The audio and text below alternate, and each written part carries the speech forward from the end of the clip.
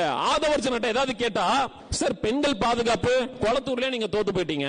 Okay sir, current வர மாட்டேங்குது sir, என் தலைவர் 5 நிமிஷம் பேசுனதுக்கே கொளத்தூர்ல நீங்க தோத்து போயிட்டீங்க. எது கேட்டாலும் கொளத்தூர்ல தோத்து போயிட்டீங்க. ஆமாயா, கொளத்தூர்ல தோத்து தான் போனோம். தோத்து போனாலும் அடுத்த நாளே என்னுடைய தலைவர் மக்களை போய் சந்திச்சார். ஜெயிச்ச உன் தலைவர் எங்கே போயிருந்தாரு? ஜெயிச்சவன் தலைவர் வந்து பனையூர் பாப்பா பனையூர்ல ஓடிக்கிட்டு இருந்தாரு. நீங்க என் தலைவர் விமர்சனம் பண்றீங்க, என்ன தகுதி இருக்கு உங்களுக்கு?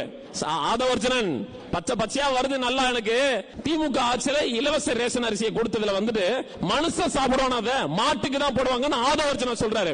இவரும் இவங்க அண்ணனும் வந்து சுதந்திர போராட்ட தியாகி இல்ல, இவனு அண்ணனும் போய் ரேஷன் கடையில் நின்று அரிசி வாங்கி பார்த்தாரா? அவரு விவசாயிகளுடைய வாழ்வாதாரம் பொருளாதாரம் பத்தி தெரியுமா உங்களுக்கு?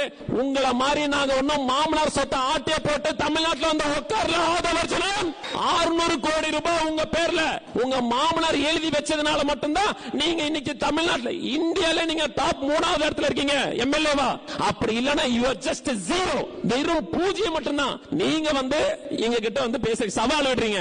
மாமனார்னு ஒருத்தர் இல்லனா, மார்டின் ஒருத்தர் இல்லனா நீங்க ஒண்ணுமே இல்ல. ஆதவர்ஜனன் அவர்களே, இதுல இன்னொன்னு ஆதவர்ஜனன் சொல்றாப்ல, விவசாயத்தை விட விளையாட்டு வந்து கடினமானதாமா. இவர் வயிற்றுக்கு சோறு சாப்பிடுறாரா இல்ல பிரெட் சாப்பிடுறாரான்னு கேட்க வந்தேன்.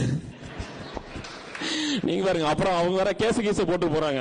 இதுக்கு பயப்படுற ஆளு திமுக காரன் கிடையாது. ஆதவர்ஜன விஷயத்துக்கு வருவோம் நம்ம.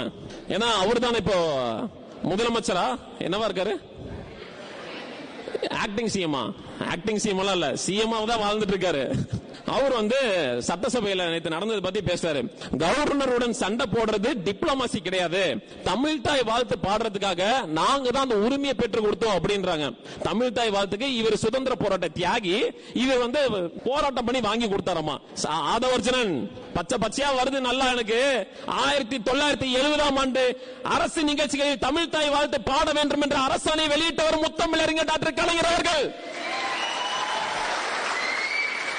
அரசாணை பிறப்பித்ததை 2021ஆம் ஆண்டு டிசம்பர் மாதம் 17ஆம் தேதி முத்துவேல் கருணாநிதி ஸ்டாலின் அவர்கள் மாநில பாடலாக அறிவித்தார்.